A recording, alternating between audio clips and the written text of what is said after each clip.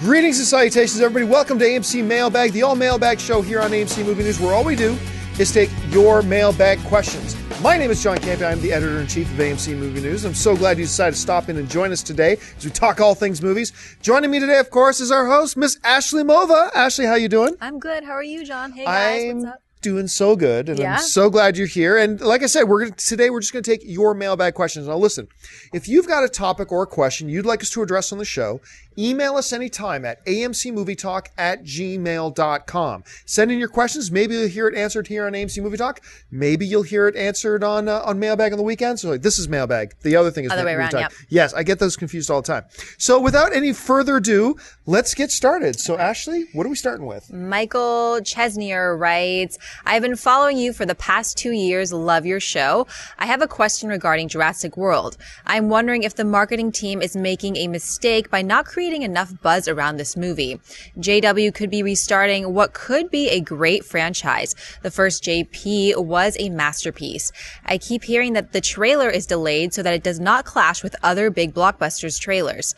A lot of people do not know that a new Jurassic Park movie is coming out, and that's disheartening. Yeah, I mean, it is true. There are still a lot of people out there that don't know another Jurassic Park movie's coming. Totally understand that. Starring Chris Pratt, which we're all very excited about. Good cast, all that kind of stuff. Now, a trailer is coming. There's a Jurassic Park website. We talked about this on Movie Talk a few days ago. There's a new website they put up that is the fake website of the company that owns Jurassic World. I love that. Right? And it's like got the owner of the company and the people who work at the company.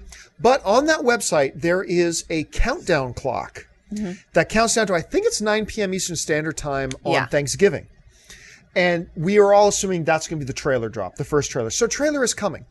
But let's get to the heart of the question, which is, hey, are they making a mistake by not creating buzz, all this kind of stuff? Keep this in mind. We are still 7 months away from the movie coming out. There's a long time between now and when the movie comes out. Now, are we in that area that they should be dropping the first trailer? Yes, we're in that time frame now. This is around the area where they still should start doing the marketing a little bit and really start ramping it up once they're about 4 months out. But I would feel no concern yet that people don't know that there's another Jurassic Park movie coming out. Don't worry about that yet. If we get 2 months out and people still don't know there's a new Jurassic World movie coming, then hit the panic button. Right. But I think we're a long ways away from that. The first trailer's coming. They're just getting the marketing machine ramped up now. Because let's face it, anything they put out right now is going to be forgotten in 3 months anyway. So drop the first trailer now as a way to let everybody know, hey, a new movie's coming, and then get the buzz going a few months later. But don't worry about it right now. You know, it's weird. I feel like we know more about Star Wars and Batman vs. Superman than we do know about the new Jurassic Park and Jurassic World, and it comes out sooner than the two of those. How do you walk that line of giving away too much and not giving enough? Because I hear on the show you guys talk about all the time, I don't want to see any more. I don't want to see any more trailers. I just want to see the movie. How do you walk that line? It's funny because you mentioned like Star Wars coming out like Christmas time, 2015. Yeah. We know so much more about it. Right. The Avengers is coming out, I think, after Jurassic World. We know so much more about it. But that's because those two movies in particular, everybody is clamoring for any scrap of information about it, right?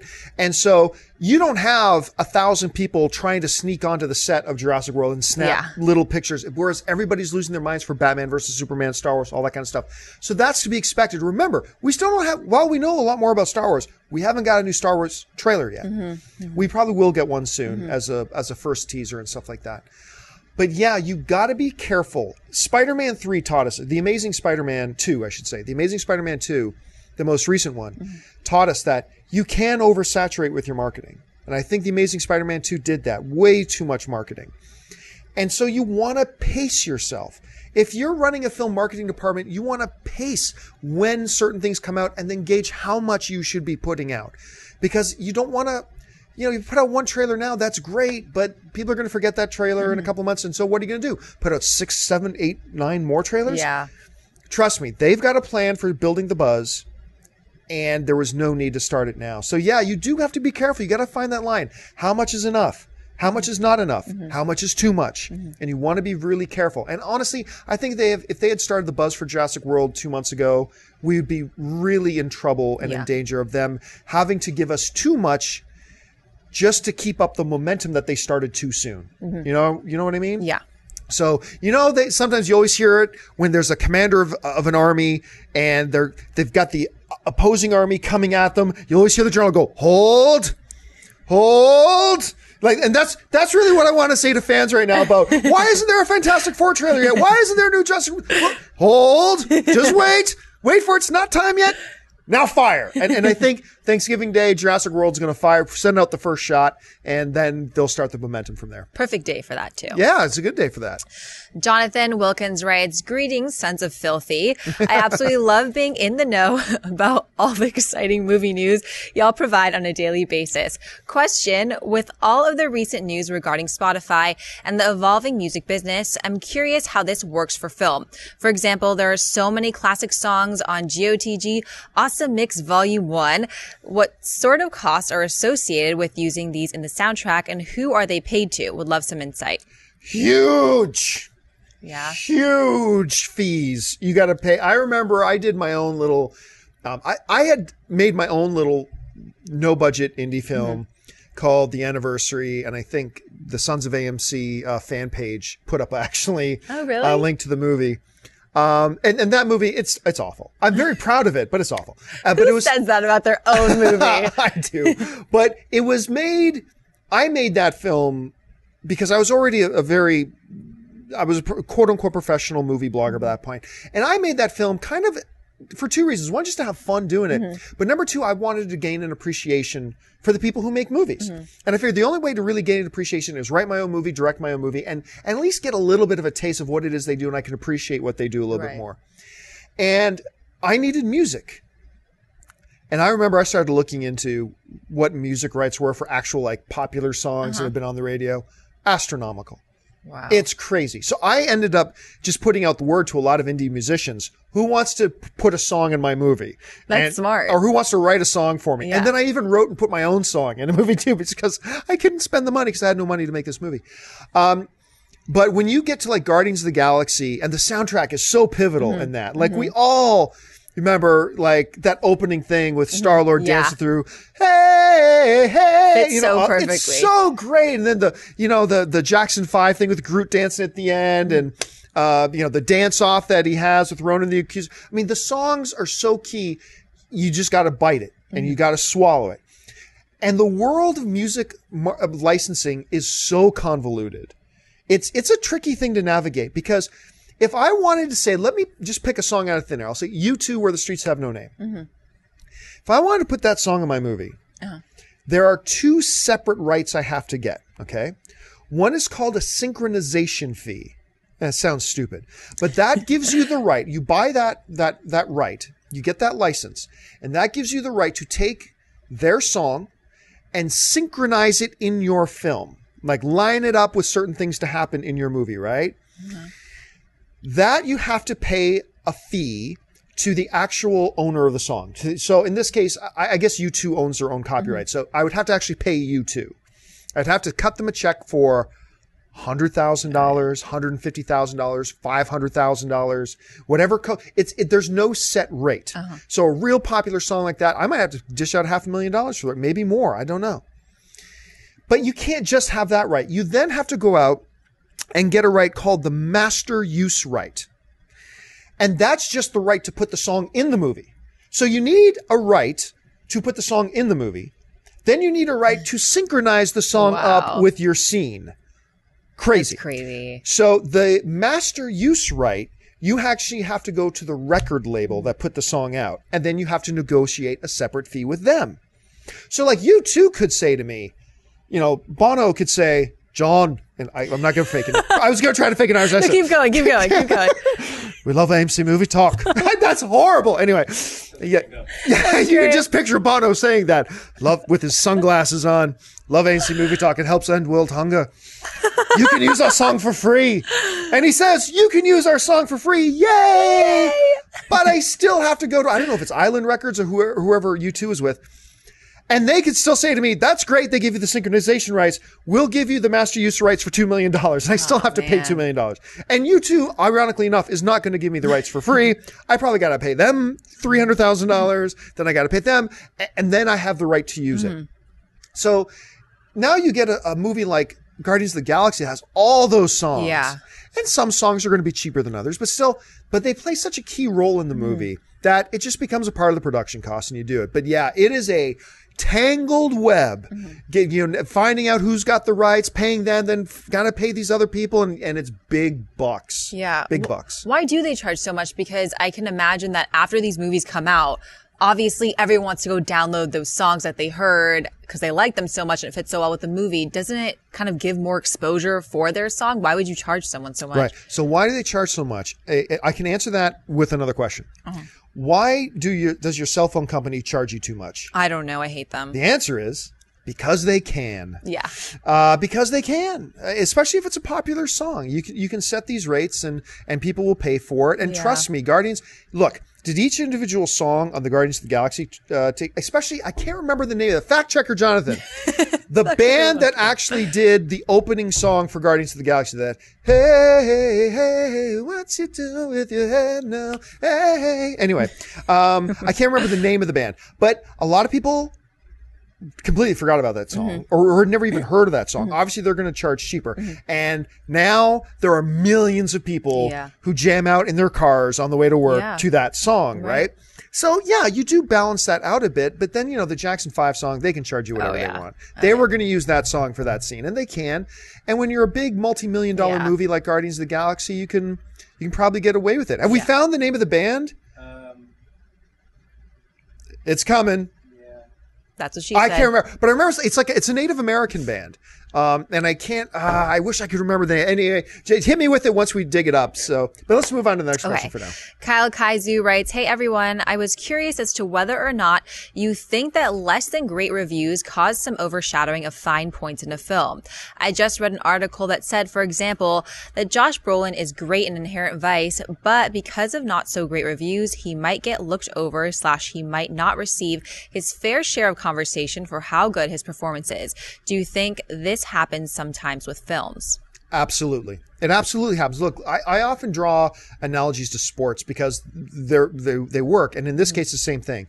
You can have let's say a hockey team, for example, that is just horrible and does terrible, right? But the team does terrible, but there's actually a player on that team who's really good and plays really well. But if you don't have a team around you, you're going to lose anyway. Yeah. And because that team's a loser team, a lot of people may recognize that guy's a good player, but he's not going to be involved in a lot of conversations because the team sucks so bad. Same thing happens, I think, with a lot of movies, that if a movie is really terrible, no one's going to talk about how good the screenplay was. Yeah. I mean, because you can have a great screenplay and, it could just get butchered in the interpretation, right? You could have a movie that's awful and, the supporting actress maybe gave the performance of her career. No one's going to talk about it because the movie was awful. Sucks. And every once in a while, you see a movie and you go, man, that movie was bad, but that actor was awesome. But that takes a very special performance to let us see through the terribleness of a movie, to see how good some individuals stand out. And it's really good when people do recognize that. A lot of people make the mistake that if a movie's great, they think any actor who was in that movie was great. No, that's not the case. There are some bad performances in great movies. But at the same time, they also equate, Ryan Reynolds is a good example of this. Ryan Reynolds is a great actor. He's been in a lot of bad movies, though. But just because he's in a bad movie doesn't mean he was bad in it. Yeah. The Green Lantern is one that comes up to me a lot. I think Ryan Reynolds was a perfectly good Hal Jordan. I really do. But the movie was bad. And so a lot of people just mistakenly go, well, the movie was bad. That means anybody in the movie was bad. That means Ryan Reynolds didn't do good. Yeah. Well, that's not necessarily true. Elle Fanning, for example, was in Super 8, the J.J. Abrams thing. I did not like that movie at all. Like, at all. But I came out going, this Elle Fanning, keep your eye on her. Because she was legit in this movie. Even though I didn't like the movie, it's not very good, she was legit. So that does happen sometimes. It's unfortunate. Right. It's unfair. But he's right. A lot of times individual performances, whether it's a great performance with your screenplay, great performance at directing, or great performance in acting, will often get overlooked if the movie itself in its totality is bad.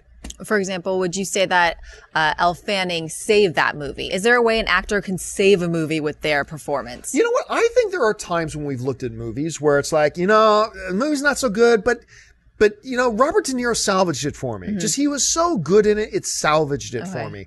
Going back to Ryan Reynolds, he's got a brilliant movie called Buried. And I've talked about it on the show before.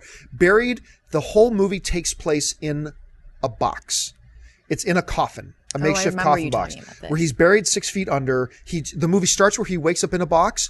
The camera never leaves the box. It's incredible. And it's an hour and a half of that. It's nothing but Ryan Reynolds, and he carries it. Now, I don't know, maybe the movie sucked, but the performance, all you get in this movie is the performance of Ryan Reynolds, and because it was so good, it saves the movie. Like, really, is there action? No. Is there whatever? No. Are there multiple characters? No. Really? But the performance is so good that it takes what you would think would be unwatchable and makes it very watchable and very enjoyable. Yeah, that sounds really interesting. Yeah, it's really cool. Check that out. All right, what's next? Taylor Houston writes, "Hey AMC, do you think there is any chance that The Hobbit, The Battle of the Five Armies will beat the terrible Transformers Age of Extinction at the box office?" Well, first of all, you're right. Transformers sucks.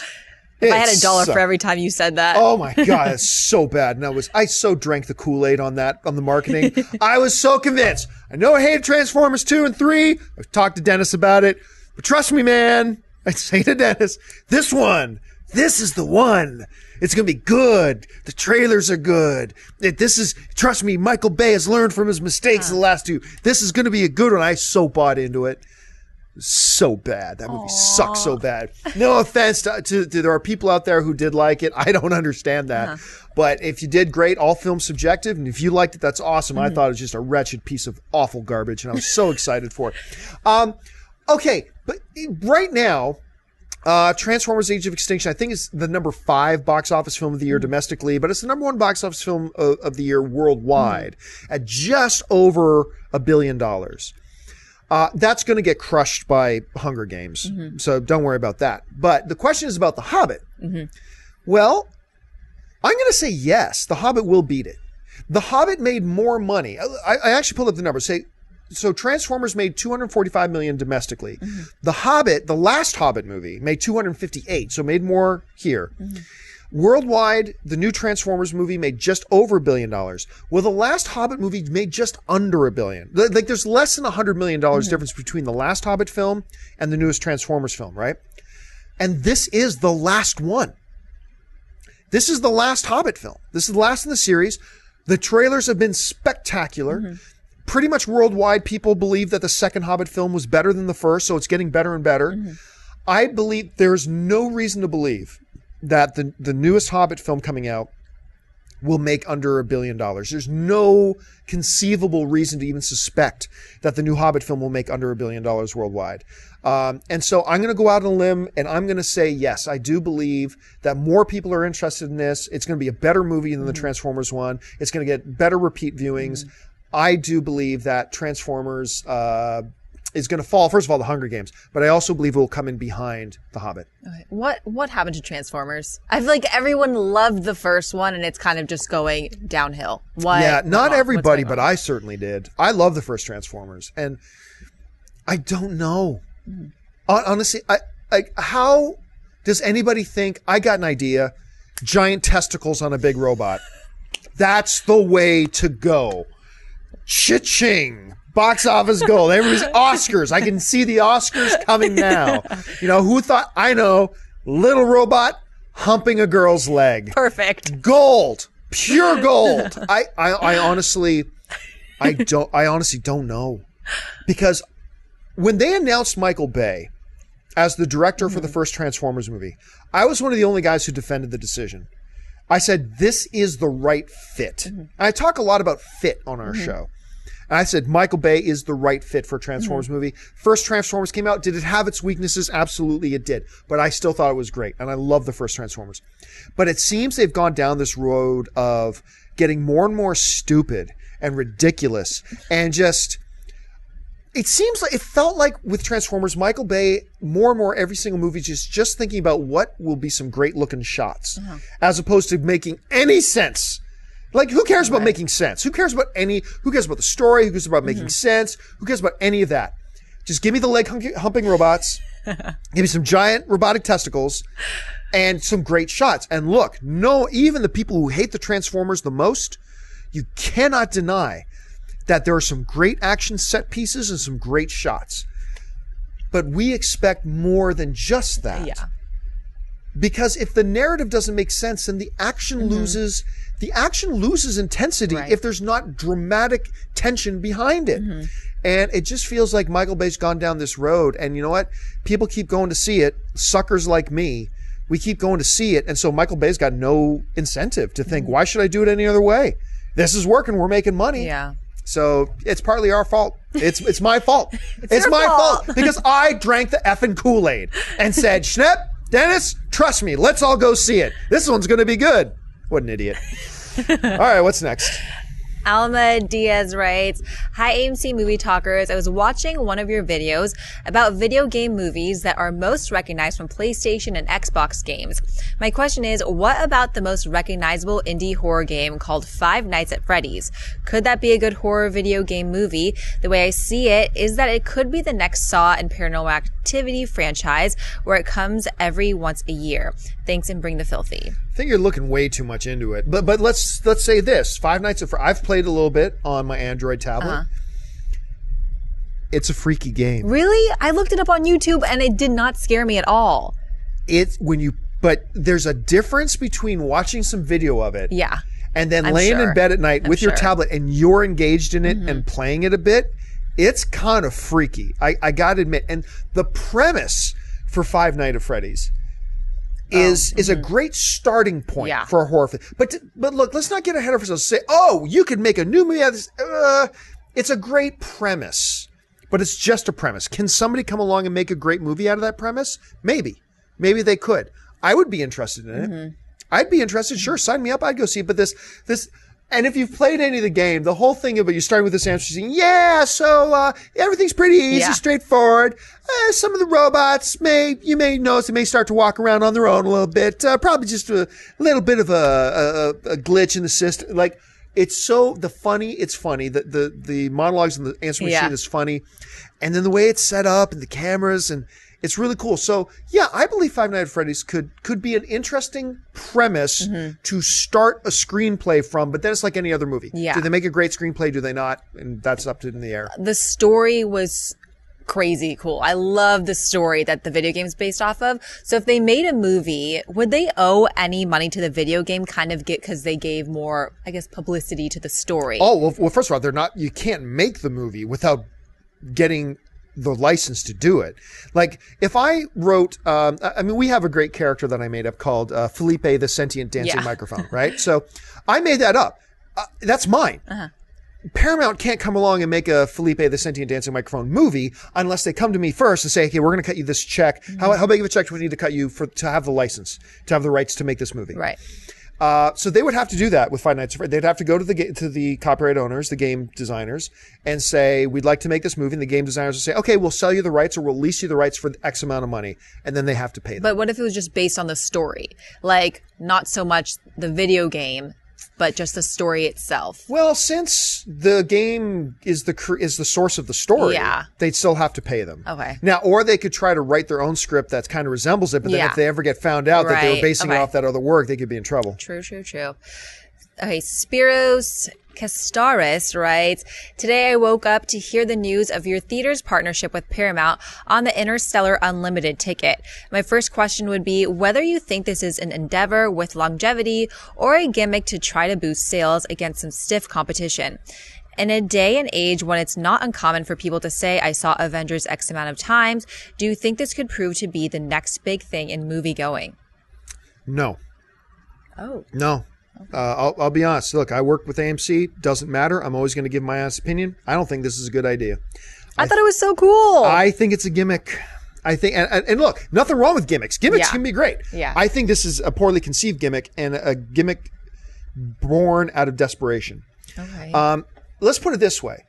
If they were if Interstellar was making the kind of money they hoped it would make, they would not be doing this promotion. Mm-hmm. They're trying to get people to go see it, and I understand that. Where a gimmick like this could have been more handy is if it was right off the bat. Because, like, for instance, I've seen Interstellar. Mm-hmm. I like Interstellar. Yeah. But since I've already seen it, buying an unlimited ticket at this point doesn't make much sense to me. If I hadn't seen the movie yet, maybe then it becomes a little bit more of an incentive for me.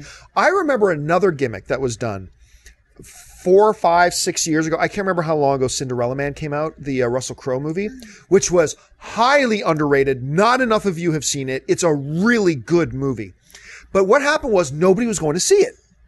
So what the studio did was they came to the studio, and I might have been with AMC as well, might have been other theater chains. And they said, look, no one's going to see it. So they implemented a money-back guarantee on Cinderella Man. Whoa. That you come buy a ticket and come see Cinderella Man, and if you can honestly say you didn't like this movie, we'll give you a refund. Wow. They were that confident in it. And to a degree, it worked. People then checked it out, and not many people, cashed in that money-back guarantee, and those that did were liars. Yeah. So, I mean, so that was an interesting gimmick. If the studio really believes in Interstellar, and even though there are mixed reviews, and I have mixed feelings about it, but they have every reason to believe in it. I don't mind the idea of trying to come up and utilize a gimmick like the one Cinderella Man did or another one to try it. I just don't know that an unlimited ticket for almost 3-hour movie, weeks after it already opened, is the right gimmick that's going to do much good. So I don't see this one working out so well. I get what you're saying with the time frame. Yeah. But some movies for me, when I see them multiple different times, I notice different things. Do you think that Interstellar would be one of those movies that you see it a few times and you notice things every single time that you watch it? Yes. Yeah. I really do. For a couple reasons. One, there's so much jargon in the film. 2, it's a long film. 3, there's a depth to the film. And I do believe, although I've still only seen it the once, I can't help but believe that if you see it multiple times, you're going to pick up on new things. But once again, it's a difficult film to watch too many times because it's so long. Yeah. Because it's a heavy film. It's the unlimited ticket thing for a film like Interstellar weeks after it opens is an odd choice to me. I just don't think it was a great idea. Okay. All right, what's next? Marcel Putris writes, I was wondering what the chances are of Jennifer Lawrence getting a Best Supporting nom for Mockingjay Part 1. Her performances in these films are no less amazing than her performances in Silver Linings and American Hustle. What are the chances of a Best Picture nom? I feel like these films are so rich and have so much to say that it deserves a shot. I'm going to say no. We actually just recorded, I see on our YouTube channel, we've got our Hunger Games Mockingjay Part 1 review up, and we all liked it. We all either gave it, I think 3 of us gave it 8.5, one person gave it a 9. It's a very, very good movie. So jealous. I'm so jealous. You were covering the red carpet. I was inside watching the premiere. But it was such a good movie, and, I'm sure a lot of you have had the chance to watch it already.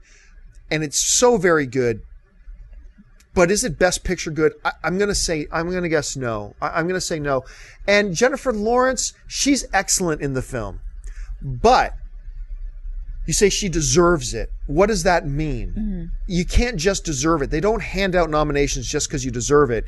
They hand out nominations because you got to deserve it and then be one of the 5 best. Okay. And so if you're going to say she is, you have to start getting into the conversation about, okay, look somebody in the face, look at yourself in the mirror, say, who do you bump out of the Best Actress race? Do you bump Julianne Moore out for Still Alice?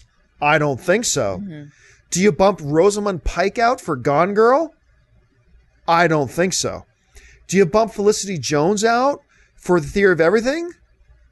I don't think so. And so you run into a situation, was Jennifer Lawrence really great in Hunger Games Mockingjay Part 1? Yep, she sure was.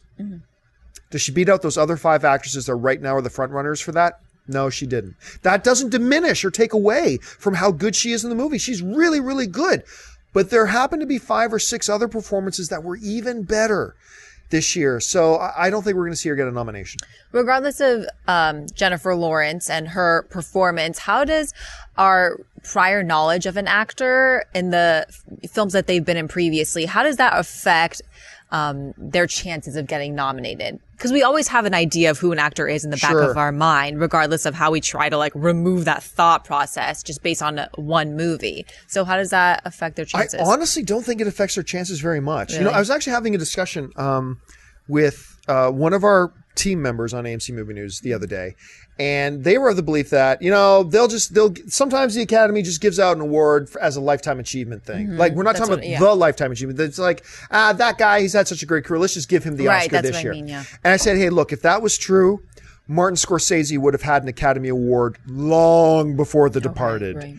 I forgot how many nominated. Hey, fact checker John, how many times, counting his win, did Scorsese get nominated for Best Director? It's multiple times, right? Mm-hmm. So my argument was, look, if they were really going to do that, who does Hollywood love more than Martin Scorsese? Yeah. They love that dude. And it took him for frickin' ever to get one. So ultimately my argument against people saying, hey, you know, they'll give it out as a recognition of really their body of work. I don't think they do. I think Leonardo DiCaprio would have had an Academy Award by now if that was the case. Mm-hmm. I think Martin Scorsese would have had an Academy Award long before he finally got his. And so I think those things kind of prove the point against that. Do we got an answer to that yet, Jonathan? 1, 2, 3, 4, 5, 6, 8 nominations. One win for Best Achievement in Directing. Right, and that would be The Departed. So yeah, man, it's just the way it goes. Yeah, so that makes sense. William Prentice writes, "What's up, gang? I love Angelina Jolie in the movie Salt. What do you think about Assault 2? Nah. I think, look, number one, I think Angelina Jolie is a badass as an action star. Oh, yeah. I loved her in, what's the name she was in with James McAvoy with the curving the bullet? Wanted, thank you. I loved Wanted. I know a lot of people thought it was hokey, but I don't care. Morgan Freeman talking about the loom of fate. I bought every ounce of that. Wait a minute, a weaving machine is telling people the future? Yes! Yes, it is. Curving bullets? Yes. I thought she was a badass in that movie, and I thought she was really good in Salt, but I didn't love Salt. Okay. And I think there weren't enough people that loved Salt. And it's been a long time since Salt came out. Mm-hmm. And I think Angelina Jolie is now moving into a different phase of her career. She's directing now, and directing pretty damn good movies now, too. I don't see her going back to Salt. I just don't see it happening. Do you think that she's done with acting in general and more trying to concentrate on directing? No. Okay. I think she is trying to give more attention to directing, but I do not think she's done as an actress. I don't know if she's got anything in the pipeline right now. I just don't know off the top of my head. Salt 2 is announced. Oh. Well, Salt 2 was announced? Wow. By who and when? This is off IMDb. Okay, so we're hearing that somebody somewhere is saying that Assault 2 is coming. I mean, I still don't believe it. I don't care what IMDb says. I don't think it's actually going to come. Let me look up here and see if I can find anything on Salt 2. But yeah, like I said, I myself, I don't see it now. Now, okay, there was a report in February that Assault 2 was announced, but the last thing I think that was reported was that Angelina Jolie was not confirmed for it. That was all the way back in February. And I've heard nothing more about it since then. And if in February Angelina Jolie wasn't connected, and we still haven't heard it, so in March, April, May, June, July, August, September, October, November. We're 9 months. Yeah. We're a full baby away from when they announced that. Great comparison. Then I just don't believe it's going to happen. So. Alrighty. All right, folks. Well, that'll do it for us for this installment of AMC Mailbag. Thanks so much for joining us. Listen, don't forget, lots of great films playing at AMC Theaters right now. Head on over to www.amctheaters.com for your theater showtime and, of course, your movie ticket information. If you want an audio-only version of this episode, look in the description of this video and you'll find links to our podcast feed so you can listen to us at the gym or on the way to work. And don't forget, click the thumbs up button and make sure you subscribe to our YouTube channel. I want to thank, of course, our lovely host, Miss Ashley Mova. Ashley, thanks for joining me. Thanks for having me, Where can people find John. you online? Instagram, Twitter, at Ashley Mova. Bye, guys. And you can find me on all the various social media networks just at John Campia. Thanks a lot for joining us, guys. My name is John Campia for AMC Movie News. Until next time. Bye-bye.